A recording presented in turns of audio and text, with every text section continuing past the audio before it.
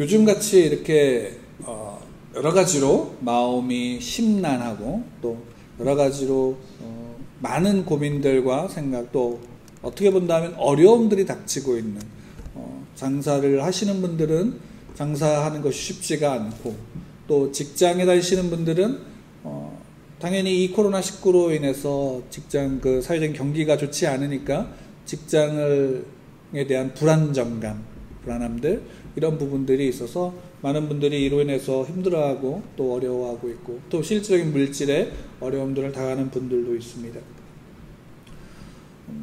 그런 여러 가지 속에서 사람들은 고민을 하게 되고, 또 그 고민 속에서 이것을 어떻게 하면 해결할 수 있을까라는 생각도 하지만, 또 한편으로는 사람이라는 게 지금 당한 이 일이 어떤 누구의 잘못도 아님에도 불구하고 그거에 대한 원망의 대상을 찾기도 하고, 그래서 그것을 원망하기도 합니다.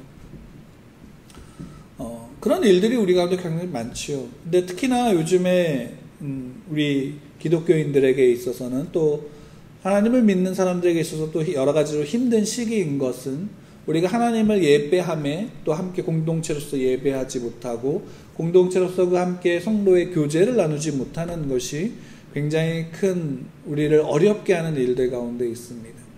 그러나 또 한편으로 본다면, 이런 어려움의 시간 속에, 어려움의 환경 속에서 우리는 우리가 가진 우리의 실력들을 확인하고 점검할 수 있게 되는 시기이기도 하죠. 그러니까 하나님을 믿지 않는 사람들도 이런 어려움 속에서 자기가 가진 실력과 자기가 가진 능력으로 이 어려움들을 돌파하고자 하고, 또 정 그렇게 되지 않을 때는 여러 가지 어떤 다른 도움들을 구하고자 할 겁니다.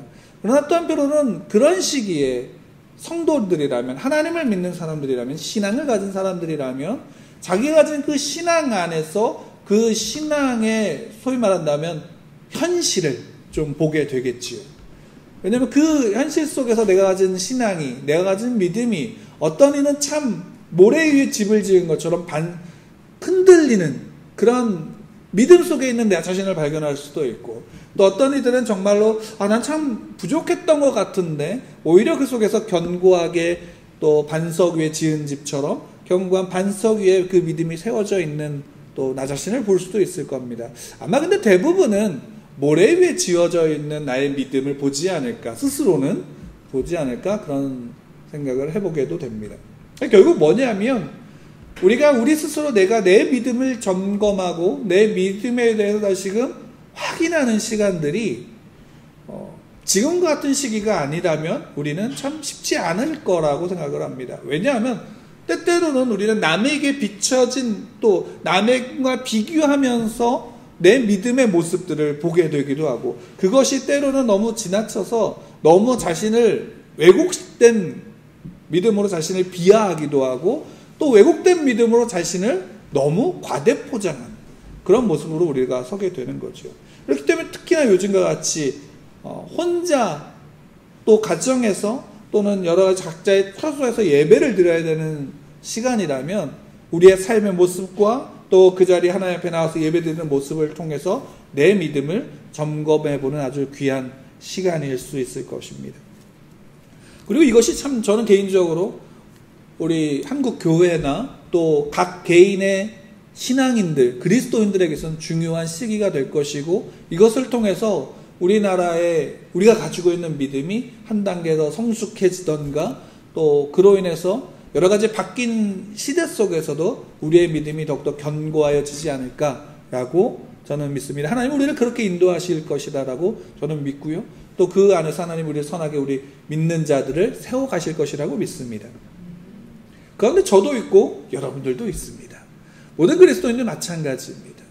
여러분들이 예수 그리스도를 믿고 하나님의 자녀가 되었다면, 하나님은 한시도 그 백성의 손을 놓지 않으시는 하나님이시다라는 사실을 우리는 이 시기를 통해 다시금 확인하게 될 것이고, 그 속에서 다시금 응답하신 하나님의 음성을 또한 성경을 통해서든 들을 수 있게 되고 볼 수 있게 될 겁니다. 그렇다면 우리는 이 시기 속에서 내가 가진 그 믿음의 모습이 어떠한지를 우리는 말씀을 통해서 늘 점검해보고, 또 그 말씀을 통해서 우리를 또한 빗대어 봐야 될 것입니다. 우리가 그 신앙을 가지고 믿음으로 살아갈 때 우리가 자주 듣게 되는 말 중에 하나가 뭐냐면 현실을 보라는 거죠. 현실. 그렇기 때문에 현실을 보게 되어지면 우리는 어떤 믿음의 위치를 정하게 되냐면 교회에서와 또 믿는 사람들이 모인 곳에서의 자기의 믿음의 모습은 굉장히 믿음을 가지고 믿음의 삶을 살고 있는 사람의 모습으로 그 자리에 서게 됩니다. 하나님을 믿는 또 믿음의 말들을 하게 됩니다. 그러나 현실 앞에 소위 말한다면 예배를 드리고 내 가정과 직장과 그 현실 앞에 나가게 되면 어떤 모습을 취하게 될까요? 그 앞에서 세상적인 방법과 세상적인 가치를 쫓아가야 되는지 또는 믿음으로 살아야 되는지 한 어떤 갈등 속에서 우리는 늘 왔다 갔다 하게 되어지는 그 모습을 보게 될 겁니다. 그러다 보면 거기서 가장 많이 듣는 말이 야 현실적으로 살아 라는 거죠. 달리 얘기하면 똑똑하게 살아. 또 다르게 얘기하면 야 교회에서만 믿음을 지키면 돼. 세상에서 그냥 세상적으로 살아 라는 식으로 우리에게 속삭이고 또 그렇게 이야기하는 사람들이 많이 있습니다. 근데 실제로 그 앞에서 우리는 이전엔 그런 것들을 고민했을까요? 안 했을까요? 어떤 이들은 고민했지만 많은 이들은 그것을 고민하지 않고 그냥 지내왔죠. 왜? 그게 일상적이었으니까. 근데 지금은 그런 것들이 일상적이지 않으니까 그 속에서 우리의 모습을 점검해보는 귀한 시기가 되는 거예요. 왜? 그렇게 일상적인 것들이 지금은 많이 끊어지고 무너진 상태니까. 그런 모습 속에서 성경은 우리에게 늘 그 모습을 보여주어요. 그러니까 특히나 우리가 요즘에 사사기를 보고 있는데 사사기에서는 그것을 또 너무 적나라하게 우리에게 보여주고 있죠. 왜? 사사들이 살았을 때는 사사들이 그들을 통치하고 사사들이 그들과 함께 살아있을 때는 이스라엘 백성들이 어떻게 했나요?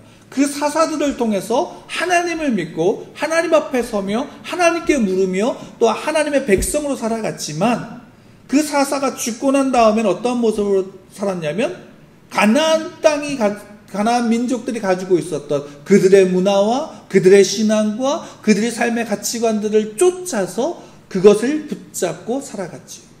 이것을 그냥 간단하게 표현한다면 세상의 풍요를 쫓아간 거예요. 소위 말하면 세상에서 잘 사는 것, 세상에서 물질로 잘 살고 자기의 힘으로 잘 살고 자기의 권력으로 잘 살고 자기의 지위로 잘 사는 것, 이런 것들을 쫓아갔던 그 모습이 그대로 또 나타나요. 그래서 그것을 성경에서 사사기에서 뭐로 표현하냐면 그들이 여호와 앞에서 악을 행했다라고 성경은 이야기하고 있습니다. 그러니까 악을 행한 거죠. 왜? 하나님을 믿는다고 하지만 그 하나님을 믿으면서도 세상을 향해서 세상의 방법을 추구하고 하나님을 믿으면서 우상을 또한 섬기고 세상을 믿으면서 돈을 따라가면 하나님을 믿는다고 할지라도 그것은 뭐라고 얘기하냐면 악이다라고 얘기해요. 그럼 하나님이 그 악을 행하는 이들 가운데서 하나님이 보이신 게 뭘까요? 그 악 가운데 세상을 따라갔던 그들에게 다른 거를 보인 거예요. 뭘 보인 거예요? 그럼 세상의 방법대로 너희들이 살아가면 세상의 방법대로 살아가는 결과가 뭔지를 보여주는 거예요. 그게 뭐예요? 세상에서 가지고 힘이 있는 자가 세상을 쫓아갔던 자를, 약한 자를 어떻게 해요? 지배하는 거죠. 그 현실이 이스라엘 백성들이 고스란히 나타난 거예요. 그러니까 이스라엘 백성들이 세상을 따라갔어요. 세상의 힘을 따라갔죠. 그러니까 힘을 따라가니까 뭐가 들어왔어요? 힘이 강한 자가 들어온 거예요. 힘이 강한 자의 대표적으로 오늘 4장에서 뭘 이야기하냐면 철병거가 900대가 있다라는 거예요. 가나안 왕 야빈이 철병거 900대로 이스라엘을 점령해서 이스라엘을 압제하기 시작한 거죠. 또 야빈이 직접 온 것도 아니고 그의 군대 장관이라고 하는, 소위 말하는 그 당시 도시국가 연합 속에서 군사력이 강한 시스라가 철병거 900대를 앞세우고 그의 정예병들을 데리고 와서 이스라엘을 점령하여 지배하고 그 압제 속에 이스라엘이 고통받으면서 20년 동안 고통받고 있었던 거예요. 그들이 하나님께 부르짖죠. 하나님, 아마 간 상처하게 살려주세요, 구원해주세요 라고 기도했을 거예요. 그 기도 속에 하나님이 사사를 세우죠. 다시 구원자를 세우죠. 그게 누구예요? 사사 드보라였던 거예요. 여자였던 거죠. 그러니까 좀 생각해보면 이게 한번 잘 이해가 안 되는 상황이에요. 왜? 그러니까 철병거 900대, 달리 얘기하면 힘이 강대한 나라가 쳐들어왔는데, 그러면 이스라엘도 뭐가 키워져야 돼요? 힘이. 하나님 앞에 저걸 이길 수 있는 힘을 주세요 라고 기도하는 게 맞지 않을까요? 그죠? 그러니까 힘이 강한 사람과 싸우려면 힘이 강한 사람이 나와야 되잖아요. 근데 누가 나오냐면 힘이 강한 남자가 세워지는 게 아니라, 어떻게 본다면 그 당시에 가장 약하다라고 했던, 그래서 돌봄을 받아야 되고 보호를 받아야 되는 여자 사사가 세워진 거예요. 그 드보라가 세워지고, 드보라로 말미암아서 하나님의 말씀이 그 땅과 이스라엘 백성들 가운데 지금 전해질 때, 드보라를 통해서 하나님은 바락을 세우시죠. 그 바락을 세우지만 바락에게 하나님이 드보라를 통해서 말씀하세요. 뭐라면 일어나서 나가서 싸워라 라고 얘기할 때 바락이 뭘 얘기하냐면, 우리가 아는 것처럼 나 혼자 안 갈 거예요 라고 얘기하죠. 이것도 너무 웃긴 거잖아요. 왜? 철병거 900대와 싸워야 돼요. 그럼 아무리 선지자라고 할지라도 여자가 가면 이길까요? 그쵸? 게다가 이 드보라는 결혼한 여인인 거예요. 그러니까 소위 말하는 우리식으로 얘기하면 아줌마니까 억척스럽고 강할까? 우리식으로 얘기한다면 그럴 수 있을지도 모르겠어요. 다만 중요한 건 뭐냐면, 철병거 900대 앞에 여자 하나의 힘은 의미 있어요, 없어요? 없죠. 그럼에도 불구하고 여자의 치마 저고리라도 붙잡고 가야 되는 그 모습이 지금 바락을 통해서 드러나는 거예요. 그 실력인 거죠. 그 모습이. 근데 이제 오늘 말씀을 보게 되면 그게 한편 이해가 돼요. 왜냐하면 이스라엘이 그 가나안의 압제 속에서 시스라의 철병거 900대와 그때 정예병 앞에서 바락이 그렇게 두려워해서 지푸라기도 않는 심정으로 드보라 당신이 가지 않으면 나 안 갈 거예요 라고 말할 수밖에 없는 그 현실이 어떠냐. 철병거 900대 있어요. 정예병 있어요. 다만 그로 인해서 드보라하고 바락이 함께 갔어요. 그래서 바락 앞에 이스라엘 백성들이 모였어요. 몇 명이나 모였나요? 오늘 성경에 보면 14절에 보면 10,000명이 모였대요. 10,000명. 10,000명이면 어마어마한 숫자라고 우리가 생각할 수 있지만 모인 사람들이 누구냐라는 거예요. 그러니까 우리가 이제 전에도 봤지만 삼가리 농사 짓다가 소모는 막대기 들고 나갔던 것처럼 이들이 어떤 훈련을 받은 군사가 아니라 소위 말한다면 밖에서 농사를 짓거나 양을 치거나 하던 이들이 그 손에 든 거 그냥 들고 나온 거예요. 농민이 괭이 들고 나와서 싸우겠다고 철병거 앞에 쓰는 거예요. 이길 수 있어요? 아무리 그 숫자가 많아도 그건 상대가 되지 않는 거예요. 전쟁의 싸움이 되지 않는 상황인 거예요. 그러니까 그런 현실 앞에 바락이 드보라라도 붙잡고 나가지 않으면 나갈 수 있을까요? 없을까요? 나갈 수 없는 거예요. 나갈 수 없는 거예요. 그게 우리예요. 그러니까 우리의 현실을 보면 우리가 그 현실을 이길 수 있는 힘이 우리 안에 있어요? 없어요? 없는 거예요. 그게 현실인 거예요. 여러분, 우리가 하나님이 우리를 택하셨고 하나님이 우리 가운데 계신다는 믿음을 가지고 세상에 나간다고 하더라도 우리에게 환난이 없나요? 현실은 우리에게 녹록치 않지요. 어렵지요. 어려워요. 힘들어요. 아파요. 그러니까 달리하면 이거예요.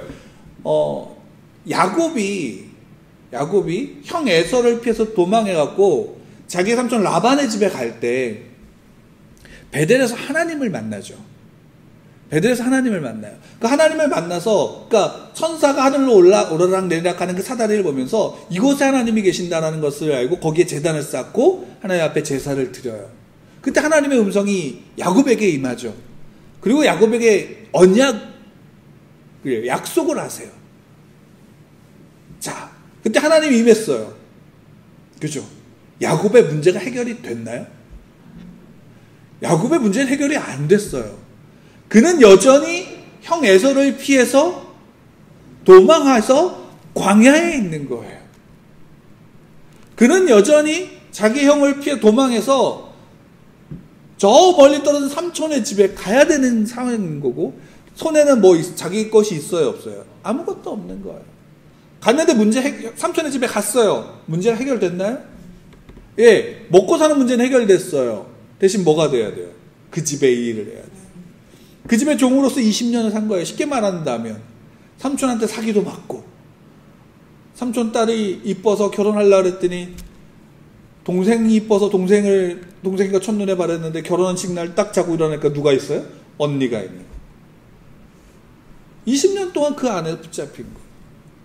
나중에 그래도 하나님이 복을 주셔서 재산이 많아서 나왔어요. 근데 나왔는데 그냥 축복받으면서 나왔어요? 아니면 도망쳤어요? 야반도주 했잖아요. 그러니까 하나님을 믿고 하나님이 임하셨어요. 그래서 하나님 말씀하셨어요. 근데 그 문제의 현실은 어때요? 변하지 않은 거예요. 이게 우리 안에 똑같아요, 안 똑같아요? 똑같아요.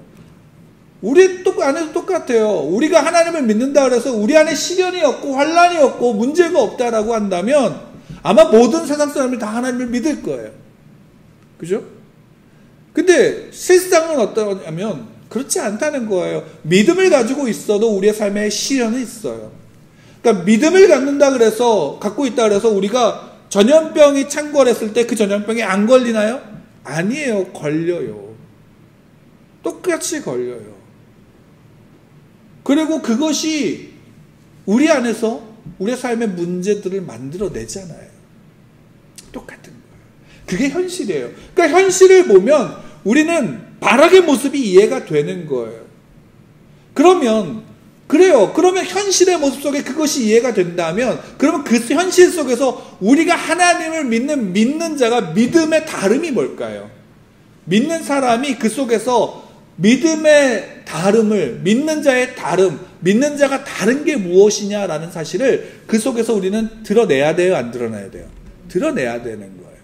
그리고 믿음이 있으면 그 다름이 다른 믿지 않는 자와 믿는 자의 삶의 모습 속에서 분명하게 다른 점이 있어요. 그게 뭐냐라는 거예요. 바락처럼 행동하는 거, 믿는 자가 바락처럼 행동하는 거 당연히 있을 수 있죠. 왜? 현실적인 모습이니까. 지푸라기라도 잡고 싶은 심정이니까. 아니, 저 농부 오합지졸 10,000명을 데리고 저들과 싸운다? 정예병과 싸운다? 철병과 싸운다? 있을 수 없는 일이에요. 그럼에도 불구하고 바락이 드보라 선지자의 말을 듣고, 사사의 말을 듣고 나갔다면 그도 참 대단한 믿음인 거예요. 대단한 믿음인 거예요. 우리는 그를 폄훼할 필요가 없죠. 그것조차도 대단한 거예요. 왜? 그 말을 듣고 나갈까요? 여러분 같으면? 아니잖아요. 저는 아마 못 나갈 거예요. 나중에 나오겠지만 저는 기도원의 모습이 저 안에 더 많을지 몰라요. 근데 어쨌든 그 모습에 있어요. 근데 여기 참 재밌는 거 한 가지가 있어요. 오늘 우리가 읽었지만 11절의 이야기예요. 그러니까 1절부터 10절까지는 드보라 바락을 설명해주고, 드보라가 바락에게 나가라, 아니요 저 당신 안 나가면 안 나갈 거예요, 이런 모습을 보여요. 근데 갑자기 11절이 나와요. 4장 11절 함께 좀 읽을까요? 같이 읽겠습니다. 시작. 모세의 장인 호밧의 자손 중 겐 사람 헤벨이 자기 족속을 떠나 게데스에 가까운 사이난님 상수리 나무 곁에 이르러 장막을 쳤더라. 그리고 다시 바락과 드보라의 전쟁 이야기가 나와요. 중간에 11절이 딱 들어가는데 좀 생뚱맞지 않아요? 그죠? 여기 이제 모세의 장인 누구예요? 이드론도 호밥이래요. 여기 장인이란 말이 여기 밑에 이제 성경마다 좀 다를지 모르지만 여기 아마 작은 글자로 1번이나 어떤 표시가 있어서 그 표시로 밑에 가서 보면 거기에 히브리어로는 이게 처남이라는 뜻도 있어요. 그러니까 모세의 처남인 호밥이 있었어요. 그래서 이거는 장이라는 의미도 있지만 처남이라는 의미도 있는 거예요. 그래서 모세의 처남인 호밥의 자손 중 겐 사람 헤벨이 있는 거예요. 근데 그 헤벨이 자기 족속을 떠나요. 자기 족속을 떠나서 자리를 옮겨요. 그러니까 소위 말해 이사 간 거예요. 그러니까 소위 말해 이민 간 거예요. 자기 족속을 떠나서 가족을 데리고. 근데 이 이야기가 딱 나오는 거예요. 물론 우리는 알아요. 왜? 그 다음에 이 헤벨의 아내 야엘이 누구를 죽여요? 시스라를 죽이는 거예요. 근데 이게 이 11절의 이야기가 지금 소위 말하면 이런 거예요. 드라마로 본다면 바락과 드보라가 잘 둘 사이의 현실적인 현재 시간에서 이야기를 하다가 갑자기 과거로 가갖고 영상이 드라마의 과거로 가갖고 과거에 있었던 일을 하나 보여주는 거예요. 그게 그때는 어떤 일인지 모르는데 나중에 결과를 보면 이게 이래서 보여줬구나라는 걸 알아요, 몰라요? 알아요. 그거예요. 갑자기 생뚱맞지만 이 과거에 이 헤벨이 자기 족속을 떠나서 거처를 옮긴 것이 왜 그런가라는 것에 대해서 보여주는데 이게 그러니까 사사기에서 이거를 생뚱맞게 이렇게 보여주고 이거를 통해서 우리에게 보여주는 게 뭘까요? 왜 이 이야기를 보여줄까요? 한번 생각해 보세요. 생뚱맞게 이 이야기를 보여주는 이유가 뭘까요? 헤벨이 나오니까? 야엘이 나오니까? 그쵸? 이건 다른 거 아니에요. 이미 드보라와 바락이 전쟁을 하러 나간다라고 했을 때 그 이전에 이미 누가 준비하고 계시는 거예요? 하나님이 준비하고 계시는 거예요. 하나님이 이미 내가 알지 못하는, 우리가 알지 못하는 곳에선 이미 하나님이 하나님의 일을 하고 계셔요, 안 계셔요? 하고 계시는 거예요. 누구를 위한? 하나님의 백성을 구원하기 위한 그 일을 하나님이 하고 계시는 거예요. 하나님의 섭리인 거예요. 이게 우리의 현실에는 눈에 보여요, 안 보여요? 현실에서 우리 눈에 볼 수가 없어요. 왜? 볼 수 있다면 우리가 든든하겠지요. 근데 우리가 알 수 있어요? 없어요. 없기 때문에 믿음이라는 건 뭐예요? 하나님을 믿는 믿음이라는 건 뭐예요? 바로 이거예요. 하나님이 섭리하시고 하나님이 통치하시고 하나님이 다스림 속에서 하나님은 하나님의 백성에게 분명히 선하고 사랑으로 그 결과를 만들어내실 것이다라는 믿음이 있기에 지금의 현실 속에서 우리는 어떻게 할 수 있어요? 그 현실의 문제로 나아갈 수 있게 되어지는 거예요. 거기서 내가 어떡하냐의 문제가 아니에요. 우리 그 현실에서 믿음을 가지고 하나님을 믿기 때문에 나아가는 거예요. 그러면 그 속에서 하나님은 일하셔요, 안 하셔요? 일하신다는 거예요. 어떤 걸? 하나님의 구원을 이루신다는 거예요. 우리가 이름도 알지 못하고 얼굴도 모르는 우리와 다른 시간대 속에서도 이미 하나님은 그 일을 준비하고 계셨고 하나님이 이끌어 가시고 계신다라는 거예요. 그래서 하나님이 드보라를 세웠고 드보라를 통해서 바락에게 이야기한 거예요. 그러면 온전한 믿음은 뭐냐? 그 하나님을 믿음으로 그냥 나가는 거예요. 그 음성이 들린다면 나가는 거예요. 그게 하나님이 우리에게 원하시는 믿음인 거예요.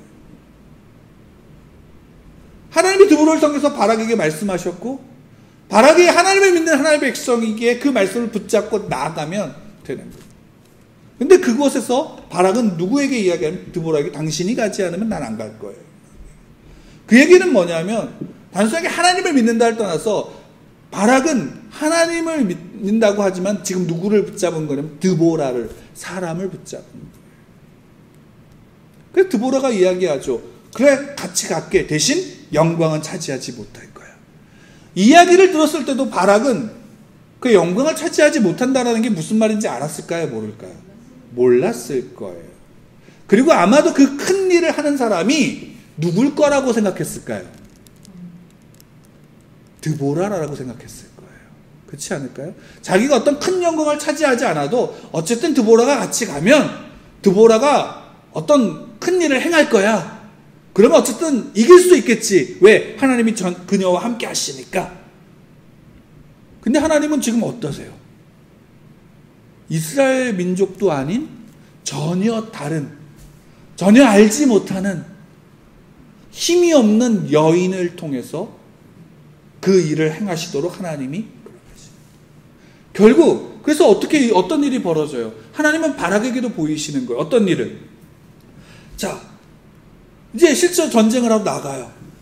바락이 다볼산으로 올라가요. 그러니까 그 싸우러 온다는 이야기를 시스라가 듣고 어떻게 해요? 자기의 정예병과 철병거 900대를 다 데리고 나가요. 근데 이때가 보면은 어디에는 기손강으로 가요.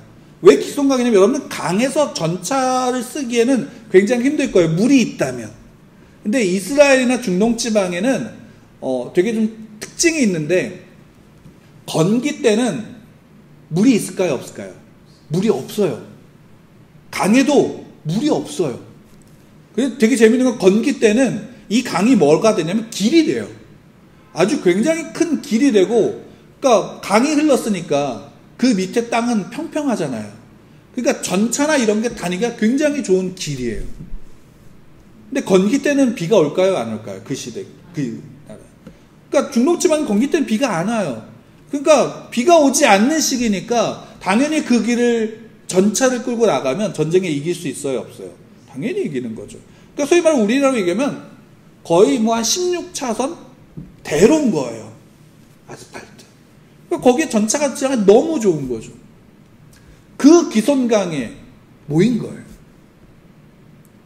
근데 여기서 하나님이 드보라에게 다시금 말씀하신 드보라가 하나님의 말씀을 바락에게 전하죠. 뭐냐면 14절 말씀이에요. 14절 말씀을 같이 읽을까요? 같이 읽겠습니다. 시작. 드보라가 바락에게 이르되 일어나라. 이는 여호와께서 시스라를 내 손에 넘겨주신 날이라.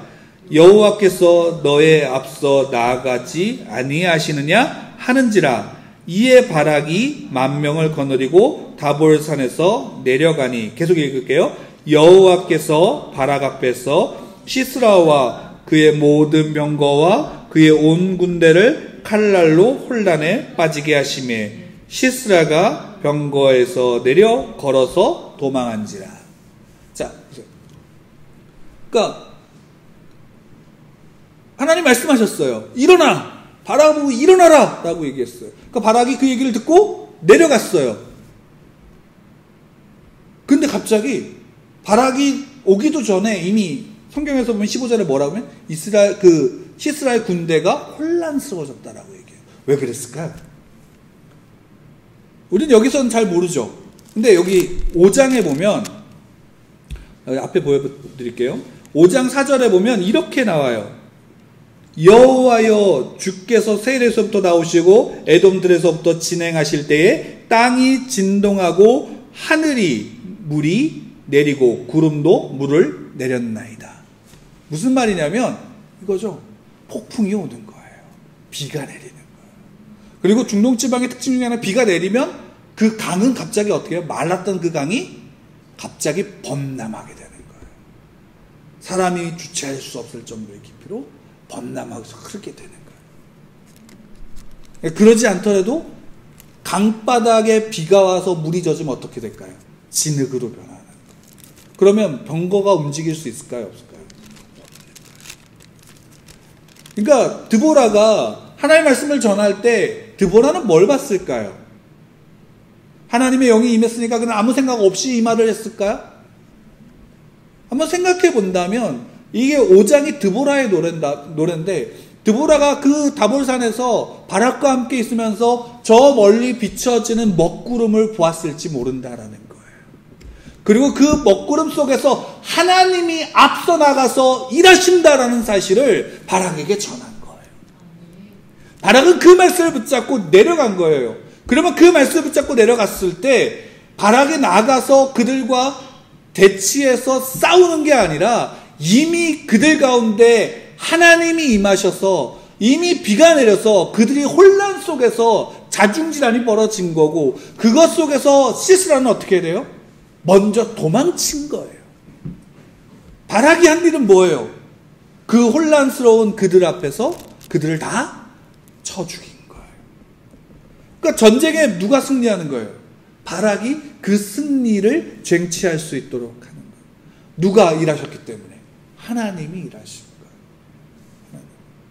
다만 여기서 계속 나오는 건 뭐냐면 그 영광을 너가 차지하지 못한다라는 것에서 시스라가 도망해서 바락이 다 쳐서 죽였지만 누가 도망했어요?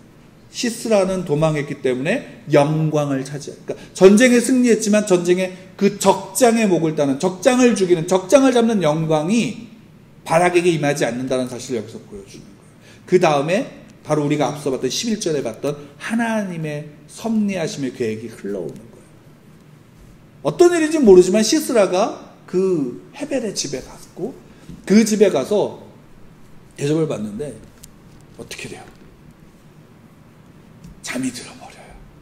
엉긴 젖을 먹고.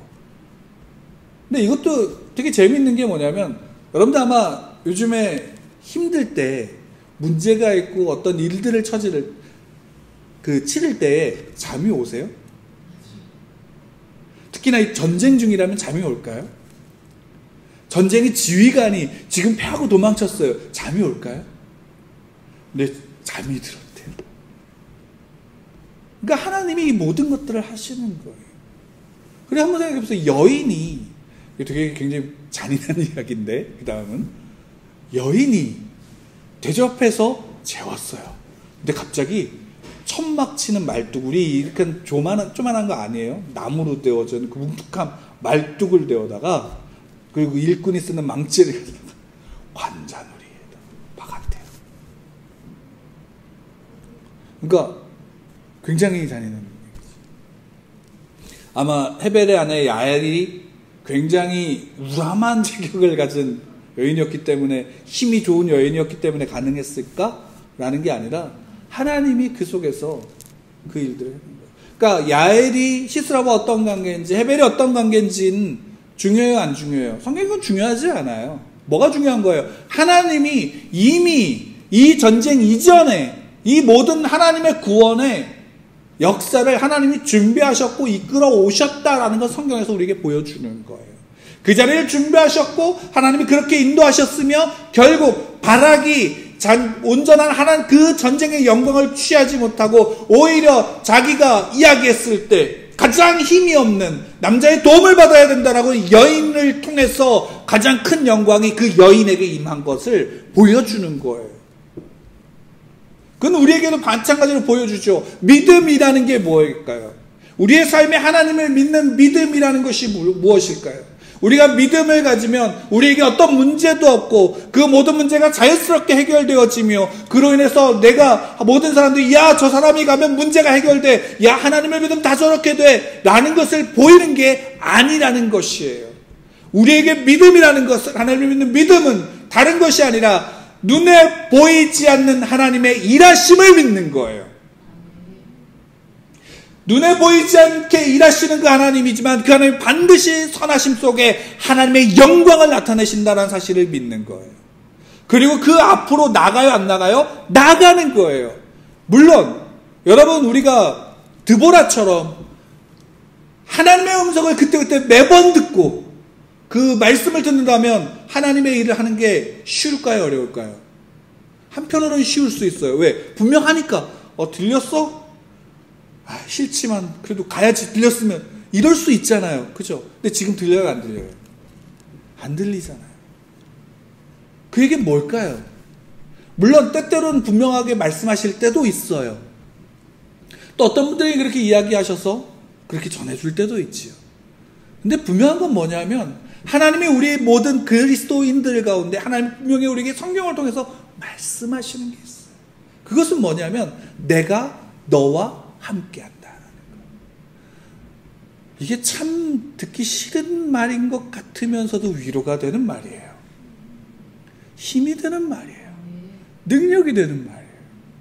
왜냐하면 하나님은 11절처럼 이미 우리 앞서 준비하시는 분이니까.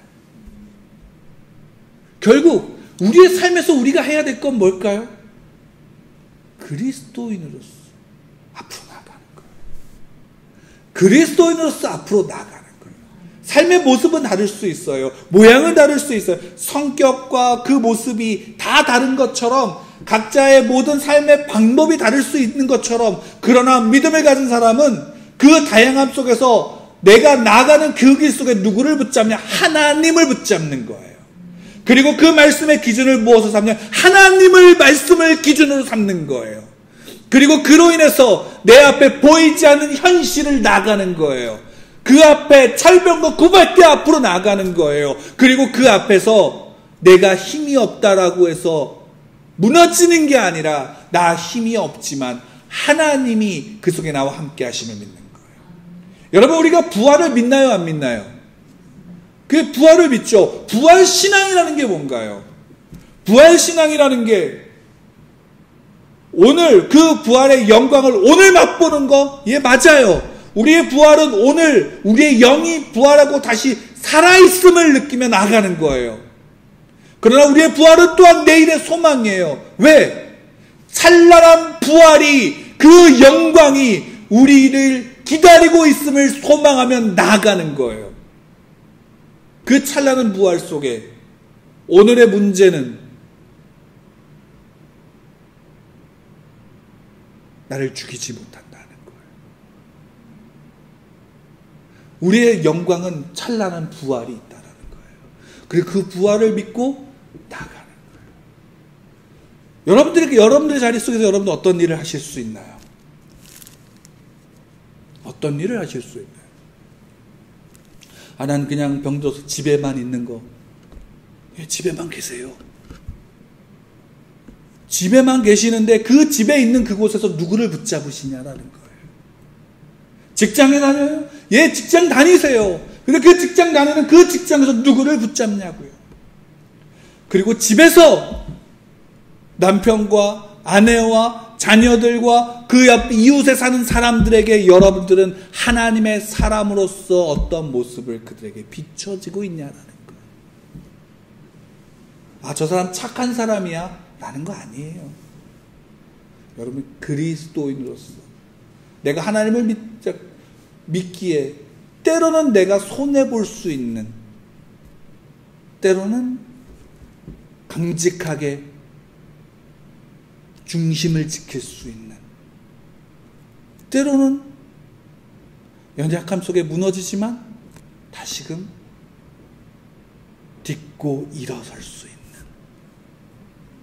때로는 넘어진 자에게 손을 내밀어 줄 수 있는 그 모습이 여러분들 삶 속에서 있기를 축원합니다. 왜? 하나님이 나에게, 우리에게 그렇게 하시니까요. 믿음으로 사는 사람은 다른 게 아니라 하나님이 내가 보이지 않는 곳에서 이미 일하고 계심을 믿는 거예요. 코로나19가 전 세계를 강타하고 많은 사람들이 두려워하고 있고, 그로 인해 벌어진 그 모든 일들 속에서 혼란에 빠졌어요. 그 속에서 그리스도인은 우리는 무엇을 할까요? 그것이 우리를 혼란스럽게 할까요? 예, 우리를 혼란스럽게 할 수 있어요. 우리에게 문제를 야기시키죠. 경제적인 또 건강의 문제들을 야기시키죠. 그러나 분명한 것은 하나님이 일하십니다. 믿음은 그 하나님의 일하심을 보는 거예요. 그리고 그 하나님의 일하심 속에서 우리는 때때로 하나님 앞에 울 수 있죠. 원망할 수도 있어요. 근데 그 속에서 하나님께 나아가면 하나님이 보이시고 말씀하실 거예요. 진심으로 산다. 제가 오늘 아침에 한 목사님의 설교를 들으면서 그 나온 이제 설교의 한 예화 중에 그 교회 성도의 어떤 분이 이제 간증을 잠깐 들은 게 있어요. 뭐 간증 전체를 이야기하기보다는 그 간증을 들으면서 한 가지 마음에 감동이었던 거는 뭐냐면, 이분이 이제 저기 동남 베트남에 갔는데 그 가족이 다 같이 주재원으로 갔는데 거기에서 생활하시다가 딸이 그 풍토병에 걸린 거예요. 그래서 풍토병에 걸려서 수술을 받아야 되는, 별거 아닌 거라고 생각했는데 알고 보니까 이제 위중한 질병이었고 수술을 받아야 되는 상황 속에서 아이가 수술을 받아야 되는 그 시간에 이분이 도저히 그 아이가 수술 받는 거를 볼 수가 없어서 남편에게 맡기고 집으로 갔다고 얘기해요. 그리고 거기서 이제 기도라도 하지 않으면, 아이가 수술 받는 걸 기도하지 않으면, 하나님을 붙잡지 않으면 도저히 견딜 수가 없을 것 같아서 그래서 기도했대요. 그래서 막 기도하는데 우리가 아는 소위 말하면 막 이제 하나님 선하십니다 이런 기도를 했어요. 근데 마음의 한 근본적인 이분의 고백, 기저에는 그게 아니라는 거예요. 그래서 이게 너무 가식적으로 기도하는 것 같아서 힘들어가지고 그래서 솔직히 기도했대요. 하나님을 원망하는, 왜 아이들 저 수술 때 눕히시는 하나님을 원망하는 마음이 기저에 있으니까 이렇게 기도했다. 어떤 거예요? 하나님, 나 아들을 하나님께 바치는 아브라함의 믿음이 없어요. 자녀가 죽는 것을 견디는 욥의 믿음도 나 없어요. 그러니까 나를 시험하지 마세요. 라는 기도를 했다는. 저는 그게 맞다고 봐요. 우리가 정말 믿음이 좋아서 아브라함의 믿음을 가질 수 있고요, 욥의 믿음을 가질 수 있어요. 근데 우리는 또한 나 그 믿음이 없기 때문에 나 이런 시험 견딜 수 없어요 라고 고백할 수도 있어요. 네, 괜찮아요. 다만 그 진심 앞에서 하나님 앞에 하나님을 붙잡는 자에게 하나님이 뭘 하시냐면 말씀하신다라는 거예요. 무엇을? 하나님의 사랑을 보이시고요, 무엇을? 하나님이 함께 하신다라는 것을 보이시는 거예요.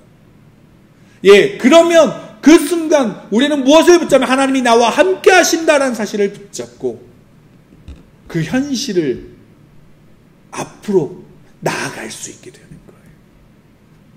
그러면 그 현실 속에 있는 문제들이